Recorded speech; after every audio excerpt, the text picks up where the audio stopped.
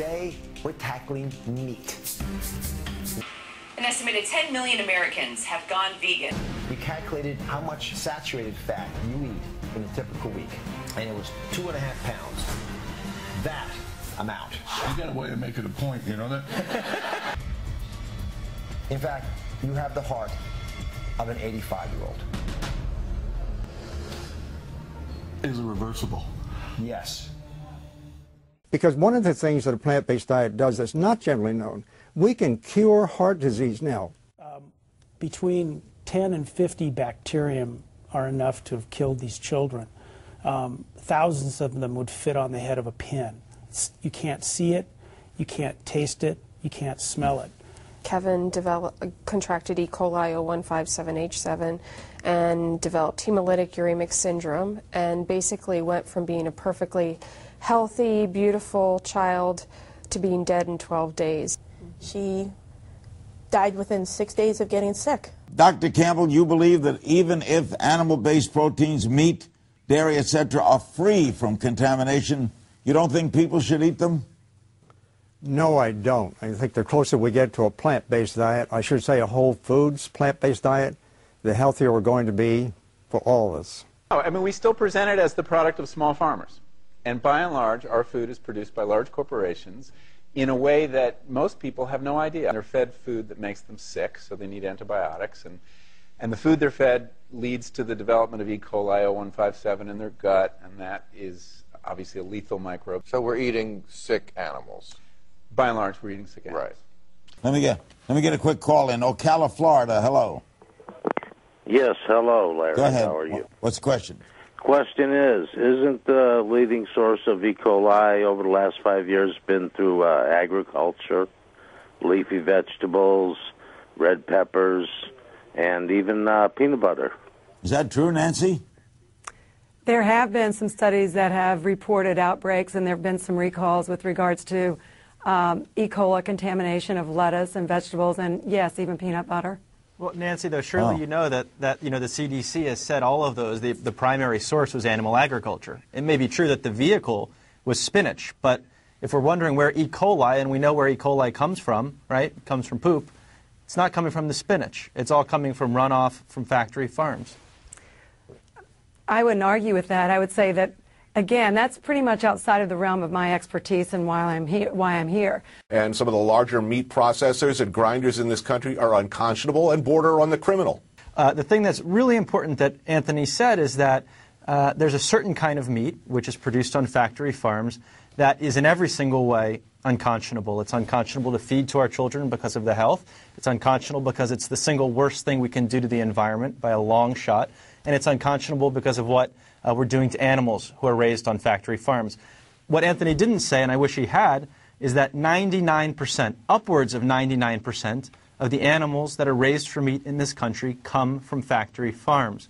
So when we're talking about meat, when we're talking about the meat that they sell in grocery stores, when we're talking about the meat that we order in restaurants, we are effectively talking about factory farms. Those practices, if you read the Times article that came out recently on this most recent E. coli outbreak, it's truly terrifying. And the stuff they're putting in these burgers would not be recognized by any American as meat. The Humane Society of the United States says swine flu viruses are on an evolutionary fast track. They say pigs are forced into tiny cages and unable to even turn around. It's so stressful on the animals that their immune systems cannot fight infection. A 2-year study by the prestigious Pew Commission on the impact of factory farms came out this time last year. It concluded that factory farms pose unacceptable risks to the environment, animal welfare, and public health. We have to give these animals more breathing space. Certainly, all animals, even those raised for food, deserve humane treatment. And how we treat animals can have global public health implications. And the emergence of these animal flu viruses is the perfect illustration. The recent outbreak of Pfiesteria, a microorganism 1,000 times more potent than cyanide, spawned from millions of gallons of raw hog feces and urine poured into rivers, lakes, and oceans, turning their ecosystems into unflushed toilets, is proving the most alarming.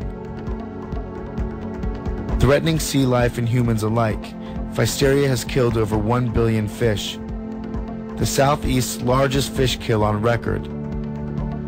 and it's spreading. This water-based Pfiesteria invasion stands as one of the worst outbreaks of a virulent microorganism in U.S. history. It is a level 3 biohazard. Ebola is a 4. AIDS is a 2. And this bug mutated as a direct result of our mass consumption of animals.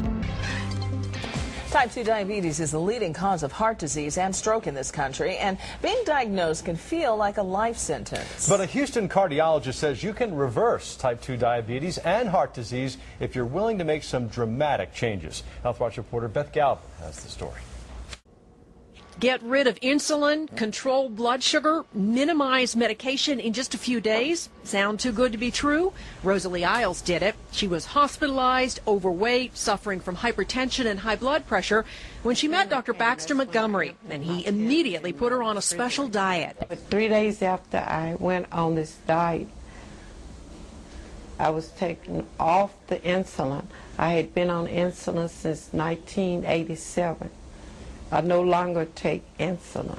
By getting on a plant-based diet and getting it completely off animal flesh, it allowed us to get off the insulin, and it allows her to lose weight. Well, I was taking 13 medications. I'm down to 4. My diabetes is under control by eating less meat. Before mass production chicken farms, local crop farmers used to absorb the chicken manure.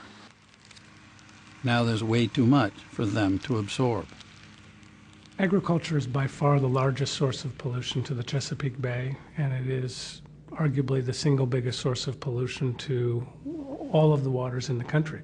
Over 8,000 people were sickened in 16 outbreaks. She was among the most grievously injured of an estimated 940 people sickened in an E. coli 0157H7 bacterial outbreak traced back to a meat processing facility owned by food giant Cargill. Quote, raising animals for food generates more greenhouse gases than all of the trucks and the cars in the world combined. That's not from PETA, that's from the UN. But it's not just them. University researchers have also determined that switching to a vegan diet has more of an impact on global warming than switching your car from a Camry to a Prius. And so bad that in California, women living downwind of a dairy farm were found to be having miscarriages from the toxic fumes coming from the dairy farm. You are staring into the face of one thing scientists say you can do to fight climate change. Leave this cow alone and eat less beef. According to the United Nations, 18% of the world's greenhouse gas emissions comes from sending beef and dairy products to your kitchen table. But if one were to eat a cheeseburger now, it would probably taste good for that moment, but from that point on, you only get the adverse effects of that cheeseburger. He found the production of just one steak creates 24 times the amount of greenhouse gases as the vegan meal. But if you're still skeptical, how about this? Chef Mateo's chocolate peanut torte with strawberry and vanilla coconut cream. What happens on your plate represents your most important engagement with the natural world and the biggest impact you have on climate change. What's a consumer to do? Become a vegan. Vegan. It's free. It's something everybody can do. There's vegetarian options at every grocery store and restaurant. It's the most accessible way and the most effective way to help curtail global warming. If I can do it, anybody can do it. I honest to God believe that they should be in jail. So I hate them. I don't know how they can sleep at night.